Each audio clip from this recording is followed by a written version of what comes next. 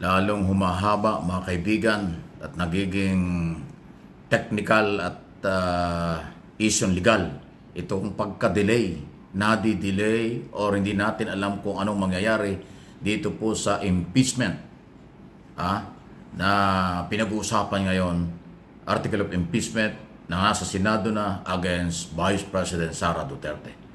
Kasi po lumalakad na yung oras, lumalakad na yung araw. Okay? Wala pa hong malinaw kung kailan talaga mag-uumpisa. At ang sinasabi ngayon ng maraming mga abogado, pati na yung mga dating justice ng Supreme Court, si Ascuna, na pag hindi na talakay ito ng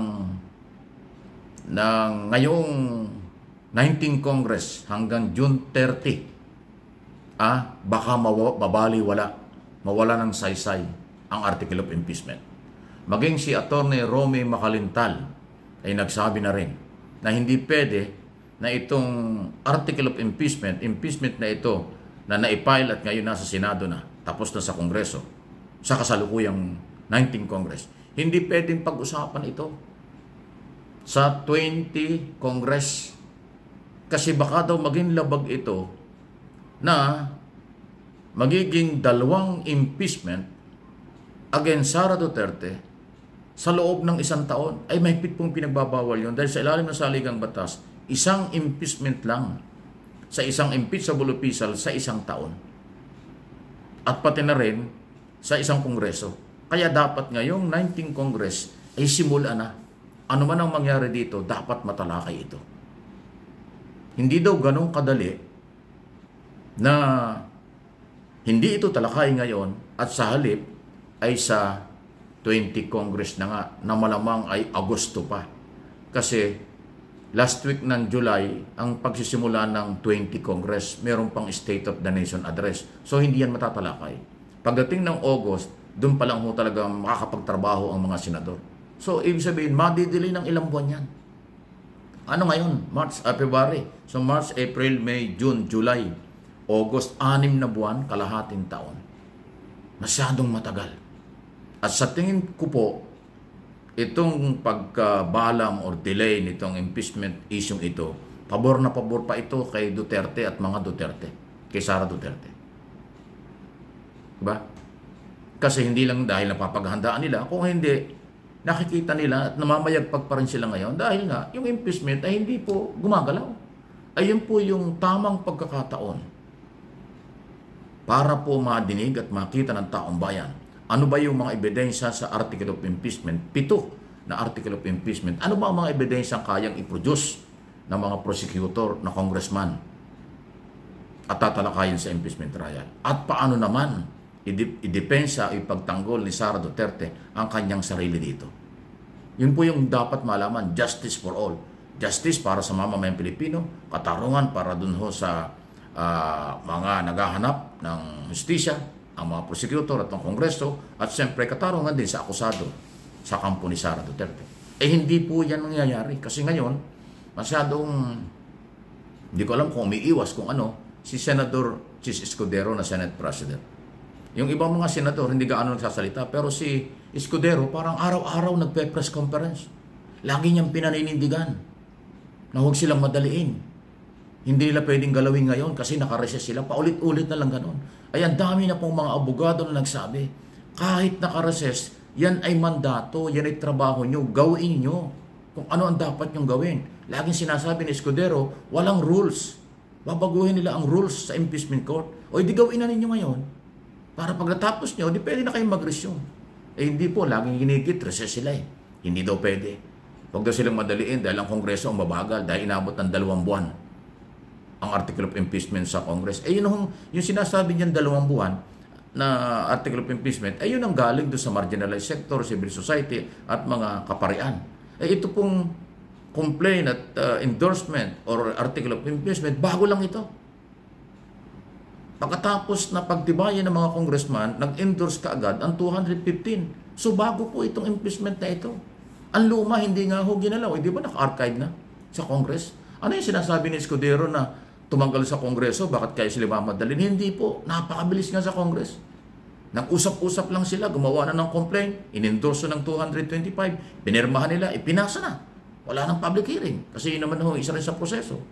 Hindi naman po ginamit na article of impeachment yung inireklamo ni na De Lima at kung sino-sino, yung tatlong nauna na ipinail noong December 2. Hindi naman ho yung ginalaw eh.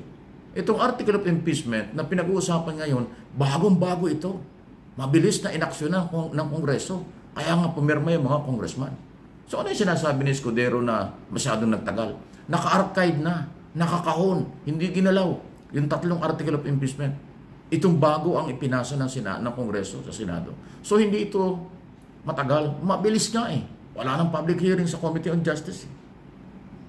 So masyado hong nagiging technical itong usaping ito. Yan po yung issue dito. So sino ba ang may kasalanan dito? Dating Senador Drilon at mga dating Senador na iba nagsalita na dyan, merong authority ang Senado. Kasi nakalagay doon sa saligang batas, sa oras na matanggap ang article of impeachment, ay dapat aksyonan. Wala naman sinabi doon na bawal aksyonan kapag nakareses. Wala. Ang sinasabi doon ay immediate or dapat aksyonan ng Senado.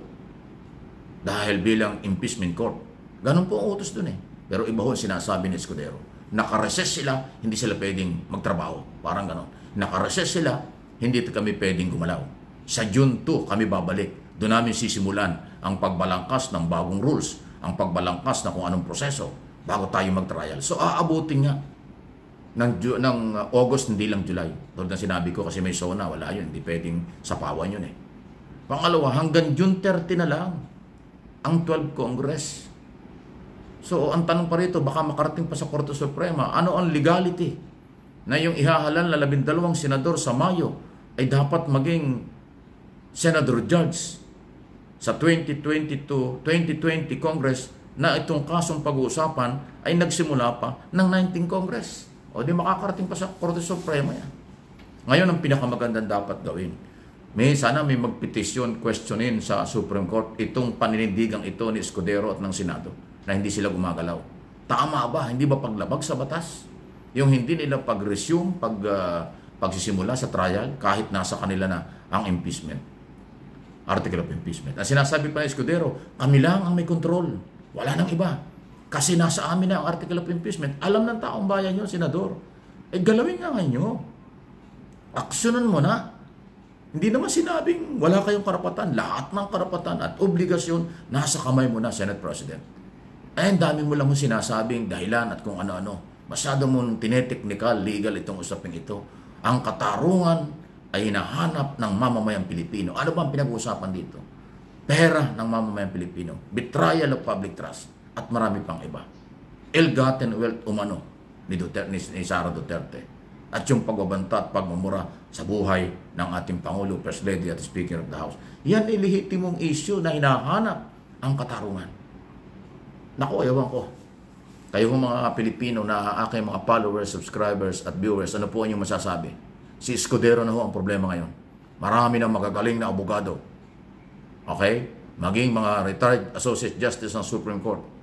Wala silang sinasabing tama ang ginagawa ng Senado ngayon. Ang sinasabi nila, maraming dapat gawin ang Senate President. Maraming dapat gawin ang Senado. Ano yun? Unahin, aksyonan. Kasi nasa kanila na ang usapin at article of impeachment. Please like and share ang ating video.